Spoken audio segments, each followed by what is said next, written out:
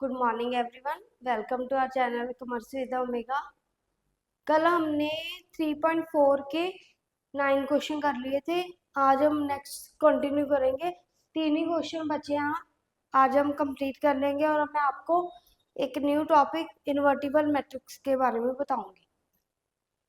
तो हमें 10th question 9 हमने कर लिए थे।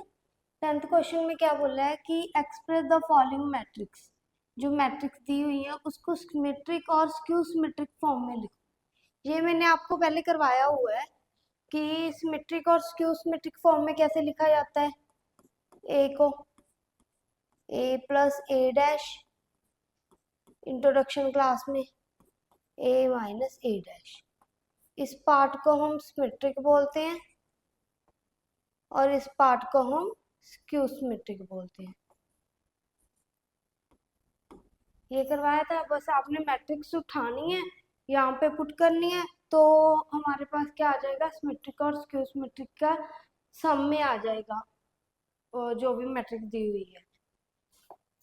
तो कैसे करेंगे हम इसको,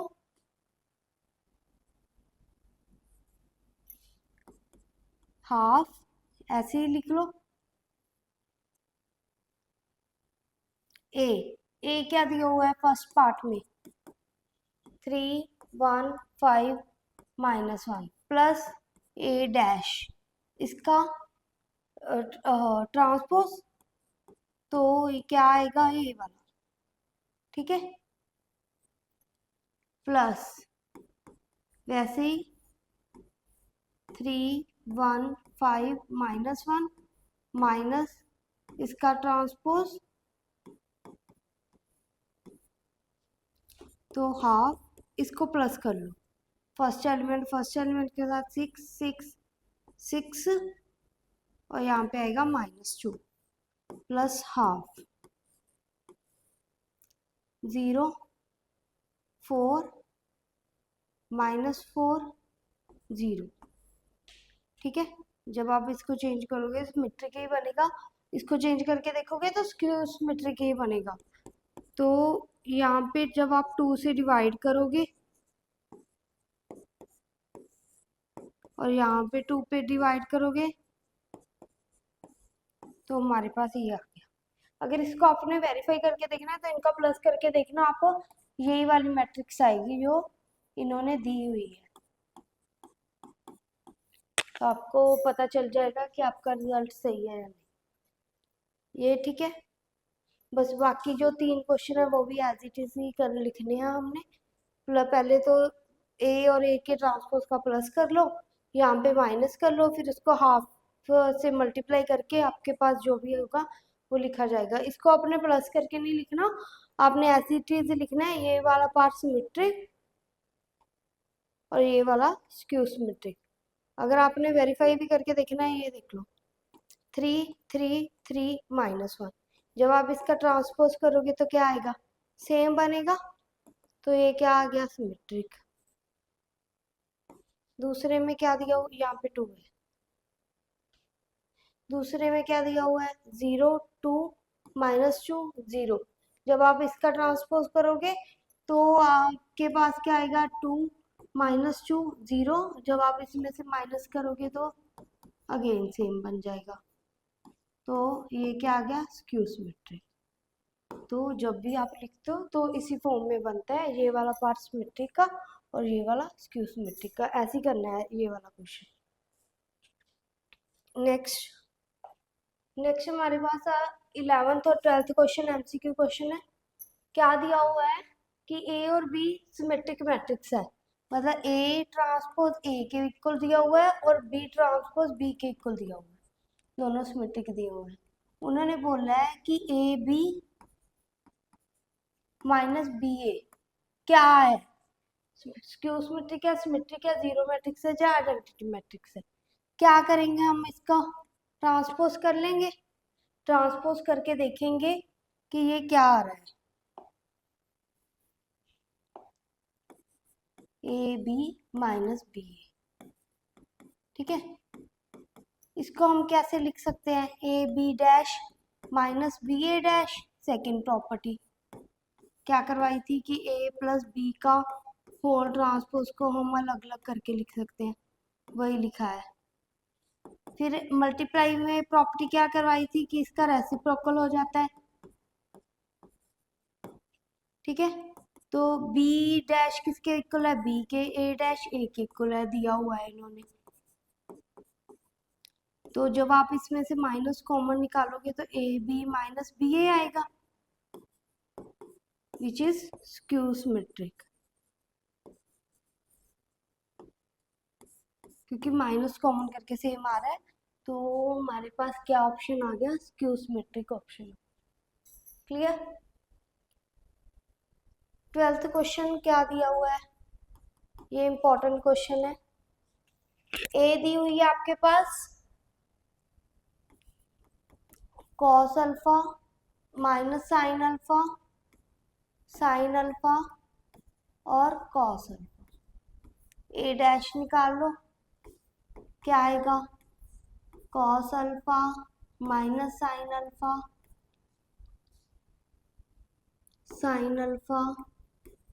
कॉस अल्फा। ये क्लियर है। उन्होंने आगे क्या बोला है कि a plus A dash I के इक्वल है, a plus A dash I के इक्वल है, मीन्स आइडेंटिटी मैट्रिक्स दी हुई है, अल्फा की वैल्यू फाइंड करनी है। a हमारे पास क्या है, cos alpha minus sine alpha cos alpha, plus A dash क्या है, cos alpha minus sine alpha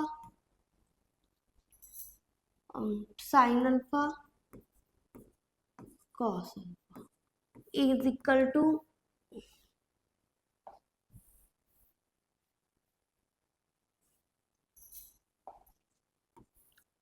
identity. अब इनको प्लस कर लो, क्या आएगा यहाँ पे, 2 cos alpha, sine sine cancel हो जाएगा, 0, यहाँ पे भी 0, यहाँ पे 2 cos alpha is equal to 1 0 0 1। तो हमारे पास क्या दिया हुआ है, 2 cos alpha is equal to 1, cos alpha is equal to half. तो कॉस अल्फा हाफ की वैल्यू कब होती है, 60 पे। तो कॉस 60 पे अल्फा की वैल्यू हाफ होती है, तो अल्फा क्या आ गया हमारे पास 60 degree, which is equal to pi by 3। तो क्या ऑप्शन आ गया आपके पास, डी ऑप्शन आ गया।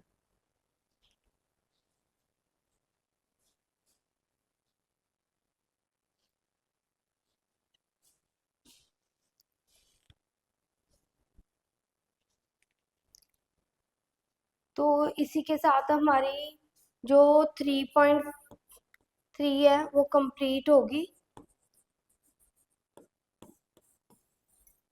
तो आज आगे हम एक इम्पॉर्टेंट टॉपिक करेंगे, इनवर्स ऑफ मैट्रिक्स या इन्वर्टिबल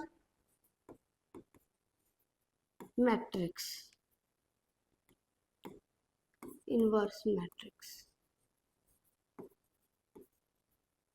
किसी भी मैट्रिक्स के का इनवर्स क्या होता है। ए एंड बी, अगर आपको दो स्क्वायर मैट्रिक्स दी हुई है ऑफ ऑर्डर कोई भी ले लो m/m, देन ए बी और बी ए की वैल्यू अगर आई के इक्वल है, तो ए को इज इनवर्स ऑफ बी और B is inverse of A. It mean that कि अगर आपके पास ए बी क्या दिया हुआ है, आई के इक्वल दिया हुआ है, सपोज करो आपके पास 3 × 2 दिया है इज इक्वल टू यहाँ पे कुछ भी 5 है, तो क्या करते हो आप, 2 उधर लेके जाते हो तो क्या आता है 1/2। इसको हम कैसे लिख सकते हैं, 2 का इनवर्स 2 - 1, वैसे यहाँ पे है अगर आप इसको इधर लेके जाओगे तो a is equal to I into B -1। I की वैल्यू 1 होती है। मैंने आपको पहले ही बताया है कि अगर a को i के साथ मल्टीप्लाई करते हैं तो सेम मैट्रिक्स आती है। तो b इनवर्स मीन्स अगर दो मैट्रिक्स की मल्टीप्लिकेशन आइडेंटिटी मैट्रिक्स के इक्वल होती है तो वो आपस में एक दूसरे के क्या होते हैं, इनवर्स होते हैं। इसी को हम इन्वर्टिबल मैट्रिक्स बोलते हैं। क्लियर है? आगे इसके रिलेटेड क्वेश्चन आते हैं और एग्जाम में बहुत बार रिपीट होते हैं। इसमें से एक क्वेश्चन आता ही आता है।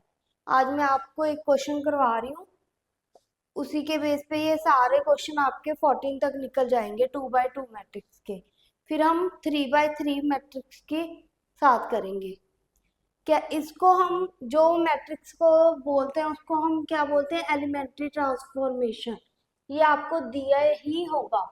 कह रहे कि find inverse of her matrix का इनवर्स फाइंड करो अगर वो एग्जिस्ट करता है। ठीक है, तो सपोज करो आपके पास फर्स्ट क्वेश्चन दिया हुआ है। क्या दी हुई है ए मैट्रिक्स आपके पास?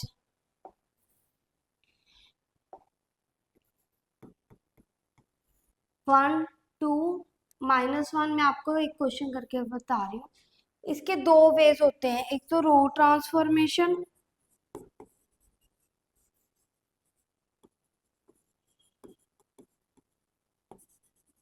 And column transformation.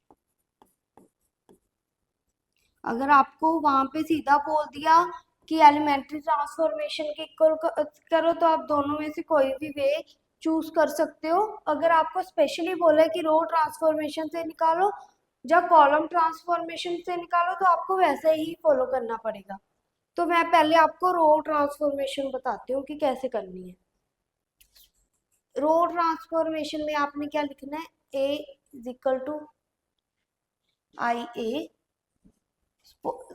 क्या दिया हुआ है हमारे पास, इसको ऐसे लिख सकते हैं हम, सेम ही चीज है। तो आप हर स्टेप ध्यान से नोट करना।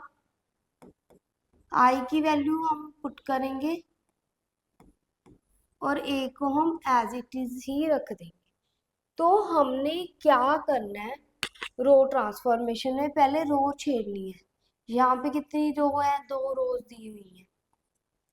तो आपने क्या करना है, फर्स्ट एलिमेंट उठाना है 1 वाला।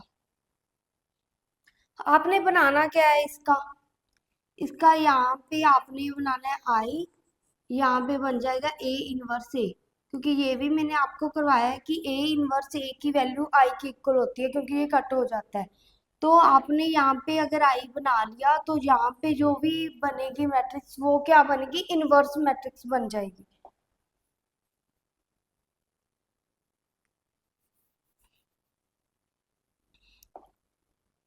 तो ये क्या हो रहा है, ए इज इक्वल टू ए हमारे पास 1 2 -1 3 दिया हुआ है। 1 0 0 1 स्टार्ट करते हैं हम फर्स्ट स्टेप से।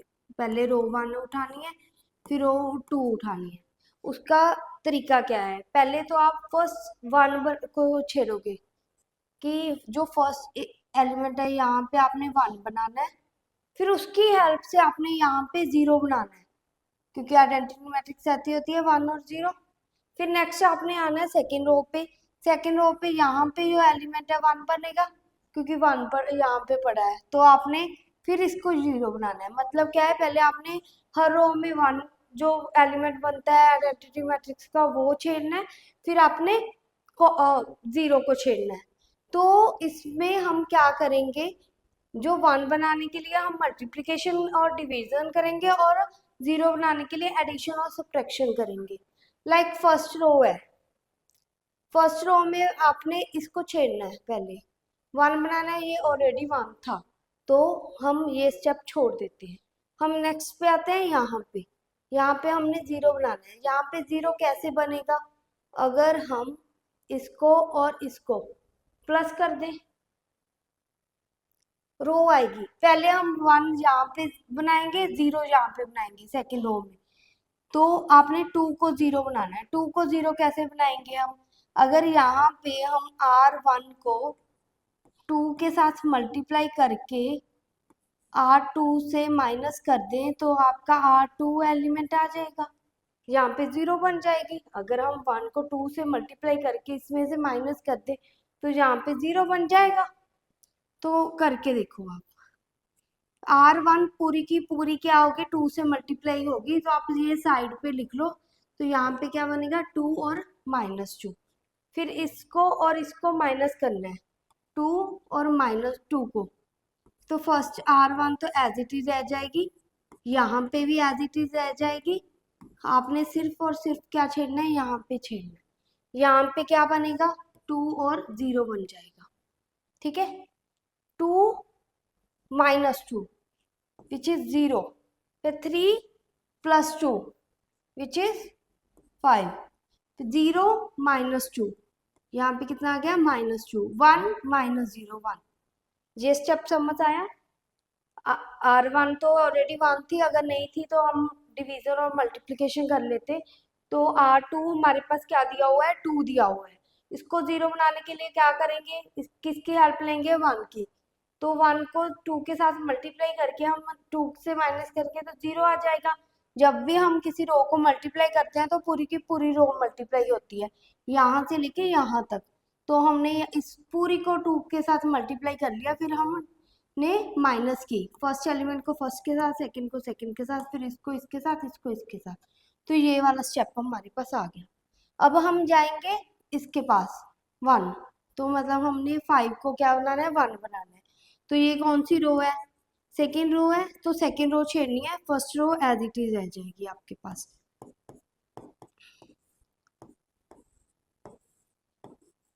तो आप क्या करोगे, जो R2 है उसको क्या करोगे, 5 के साथ क्या कर दोगे, डिवाइड कर दोगे, फिर ही आएगा हमारे पास 1। तो 0 को 5 के साथ डिवाइड करोगे 0, 5 को 5 के साथ डिवाइड करोगे 1, फिर -2 को 5 के साथ डिवाइड करोगे -2/5, 1 को 5 के साथ डिवाइड करोगे 1/5। ये आ गया। अभी हमारे पास यहाँ पे 1 बन गया, 0 बन गया, 1 बन गया, ये स्टेप रह गया यहाँ पे 0 बनानी है। यहाँ पे -1 है, अगर हम इन दोनों को प्लस कर दें R1 और R2 को, तो यहाँ पे 0 आ जाएगा। जो भी रो हमने चेंज करनी है वो पहले लिखी जाती है एज ऐसे एरो डाल के। तो इसको क्या करेंगे, R1 को R2 के साथ क्या कर देंगे, प्लस कर देंगे। तो जब आपने इन दोनों को प्लस किया, ये वाला तो सेम बचेगा क्योंकि हमने इसको छेड़ना ही नहीं है। जो चीज़ हमने छेड़नी नहीं है तो उसको हमने क्या कर दिया, पहले ही लिख लिया। तो 1 + 0 1, -1 + 1 0, आइडेंटिटी मैट्रिक्स बन गई।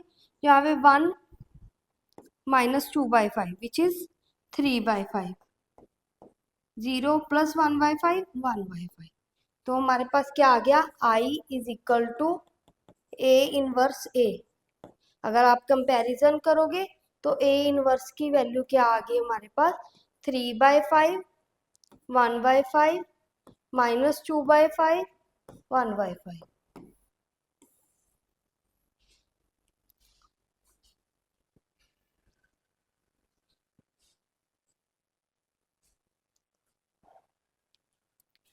ठीक है, एक मैं क्वेश्चन और करवा करके बता रही हूँ आपको, फिर आपको और क्लियर हो जाएगा। अभी हम सिर्फ रो ट्रांसफॉर्मेशन कर रहे हैं 2/2 की।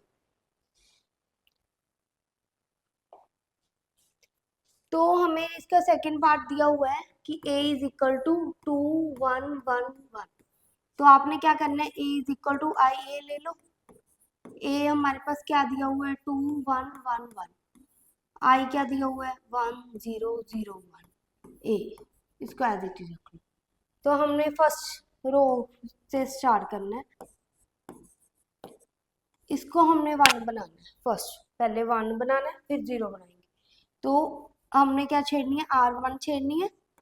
हमने 2 को 1 कैसे बनाएंगे, अगर हम R1 से 2 से डिवाइड कर दे तो हमारे पास R2 तो एज इट इज रह जाएगा।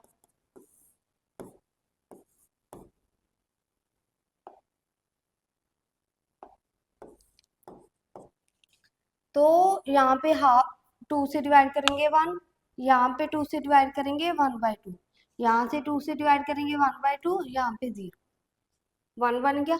अब इसको 0 बनाना है। इसको 0 कैसे बनाएंगे? अगर दोनों को माइनस कर दें तो R2 पे आ जाओ। R2 को हमने क्या करना है, R1 से माइनस कर देंगे,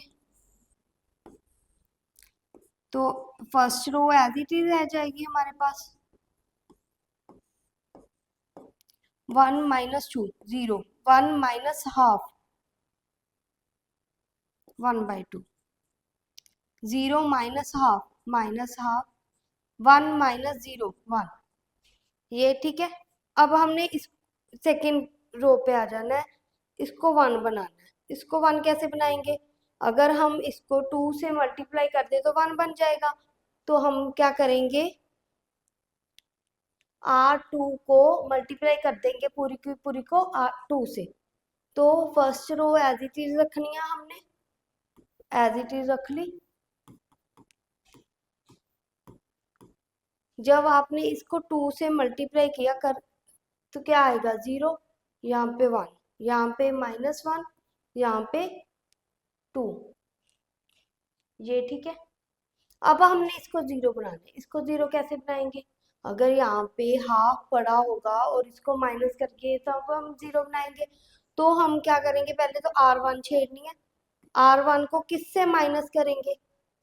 इसको 2 से मल्टीप्लाई करके, तो सॉरी इसको हाफ से मल्टीप्लाई करके, हाफ R2, ठीक है। तो पहले तो R2 एज इट इज लिख लो आप, ये इसी लिखते हैं कि बाद में आप चेंज ना कर दो। यहाँ पे आप हाफ से मल्टीप्लाई करोगे तो 0, हाफ, यहाँ पे क्या करेंगे आएगा हाफ, यहाँ पे 1। अब हम क्या करेंगे, R1 को R2 से माइनस करेंगे, 1 - 0 1, हाफ माइनस हाफ 0, फिर इधर आ जाओ, हाफ प्लस हाफ 1, 0 - 1 तो क्या आ गया, I is equal to A inverse A। तो यहाँ पे A इनवर्स क्या आ गया आपके पास, 1 - 1 -1 और 2, ये आपका क्या आ गया, आंसर आ गया। रो और कॉलम ट्रांसफॉर्मेशन से सेम आएगा। तो आज आप सिर्फ रो ट्रांसफॉर्मेशन की प्रैक्टिस करना, मैं कल आपको इन्हीं दोनों का कॉलम ट्रांसफॉर्मेशन करके बता दूंगी। फिर हम 3x3 पे चलेंगे, 3x3 मैट्रिक्स पे। जहाँ अगर आपने यहाँ पे मैक्सिमम स्टेप देखने होंगे तो यहाँ 2x2 के 4 स्टेप बनते हैं। जैसे यहाँ पे देखो 1 2 3 और 4, और 3x3 के 9 स्टेप बनते हैं। और ये 6 मार्क्स का क्वेश्चन आता ही आता है एग्जाम में। आई थिंक तो कि CBSE ने इसको मतलब अपने सिलेबस से हटा दिया है, पर जो स्टेट बोर्ड है, पंजाब बोर्ड वगैरह, उसमें ये आते हैं क्वेश्चन, तो आप देख लेना एक बार। Thank you. और अगर आपको वीडियो अच्छी लगे तो प्लीज़ बेल आइकन पे क्लिक करना मत भूलिए। Thank you.